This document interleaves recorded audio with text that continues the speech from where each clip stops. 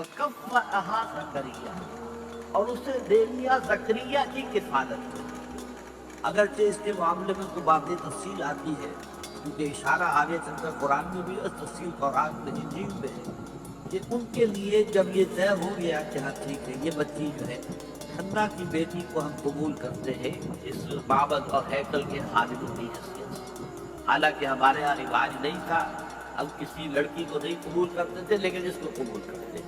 وہ حضرت حنا کا بھی چونکہ کوئی بہت ان کے ہاں یہ پایا ہوگا، مقام ہوگا، ان کی نیکی، ان کی راشبازی کا، ان کے زہد اور تقویٰ کا، کہ ان کے لیے استثناء کر رہے ہم نے قبول کر لیا۔ اب سوال پیدا ہوا کہ یہ بچی کس کی کفالت میں رہے؟ اب جتنے بھی بڑے بڑے کاہن وہاں موجود تھے، ہر ایک چاہتا تھا کہ میں اس کی کفالت کروں گا، یہ میرے ذریعے ضروریت رہے گی۔ اس کے بعد انہوں نے باقاعدہ پھر جو ہے قرآن اندازی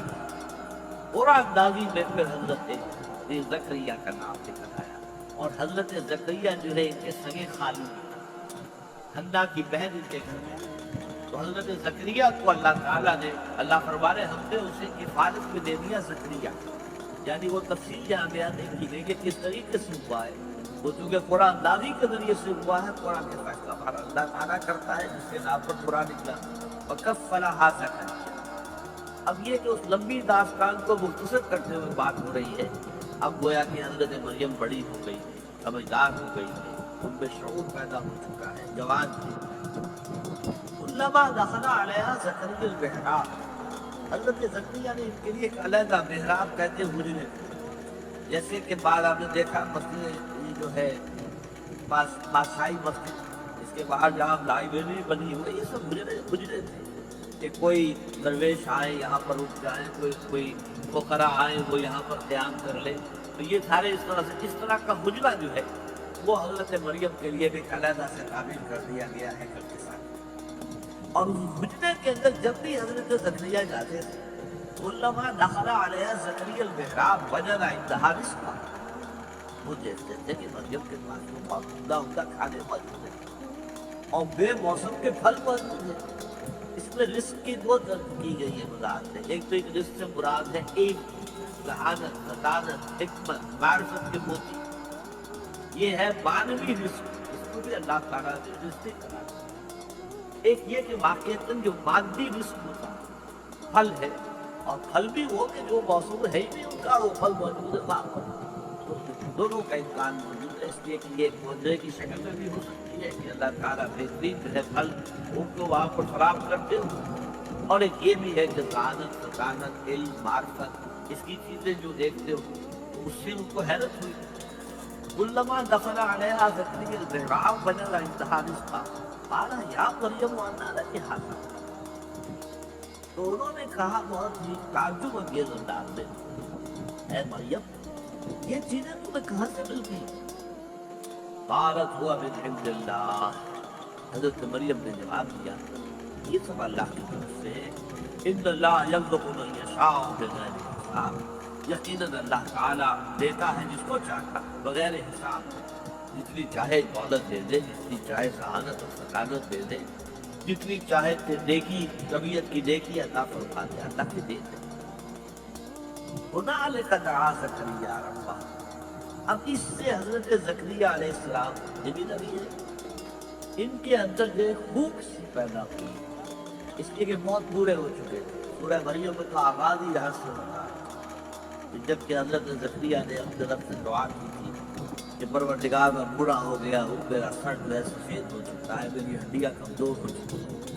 اور اللہ نے اس وقت انہیں کو اولاد نہیں، اور مجھے اندیشہ ہے میرے بعد کوئی بارش نہیں ہوگا کہ جو اس دین کی امانت کو اس طریقے سے حفاظت اس کی کر سکے جیسے کہ کرنی چاہیے۔ لیکن اس وقت ان کے دل میں ہوش سے اٹھی کہ اللہ تعالیٰ اگر اس بچی کے اوپر اتنا مہربان ہے، اس بچی کو اس نے وہ کچھ دیا ہے، یا علم دیا ہے، یا معرفت دی ہے، یا حکمت دی ہے، یا اللہ تعالیٰ جو ہے یہ بے موسم کے پھل اس کو یہاں پہنچا رہا ہے، تو اس کی اگر قدرت جو ہے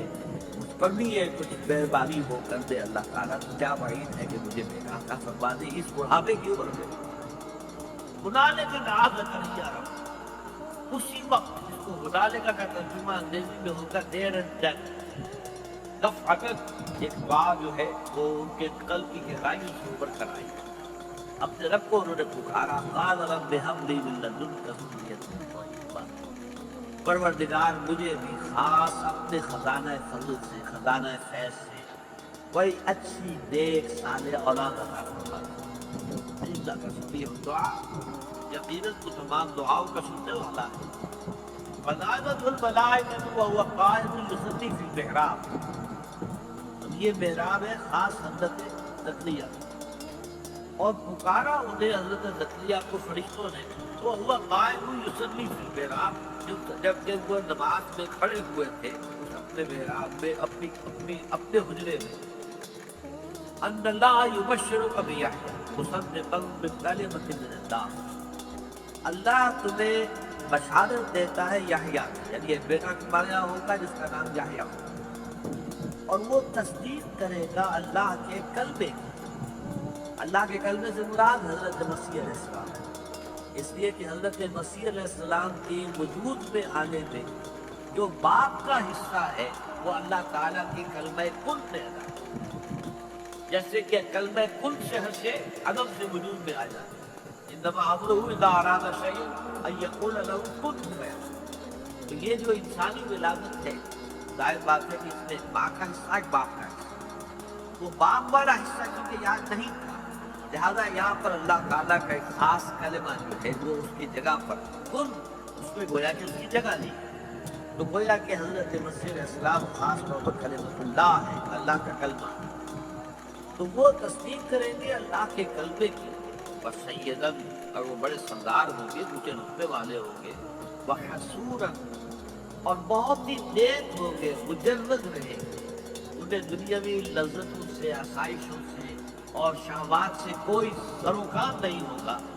وَنَبِيًّا مِنَ الصَّالِحِينَ، اور وہ نبی ہوں گے صالحین میں سے۔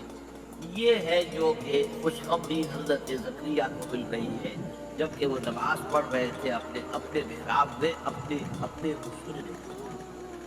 اب دیکھیے یہاں یہ معاملہ سامنے آ رہا ہے کہ حضرت خود دعا کی تھی، لیکن اس دعا کا ایک خاص وقت تھا کہ حضرت مریم پر جو بھی اللہ تعالیٰ کی رحمت ہے اور اللہ کی طرف سے جو بھی انعامات کی بارش ہوئی تھی، اس سے طبیعت میں ایک دم جو ہے غیر اختیاری طور پر وہ جوش پیدا ہوا، دعا کر لی، حالانکہ انتہائی خود بوڑھے ہو چکے،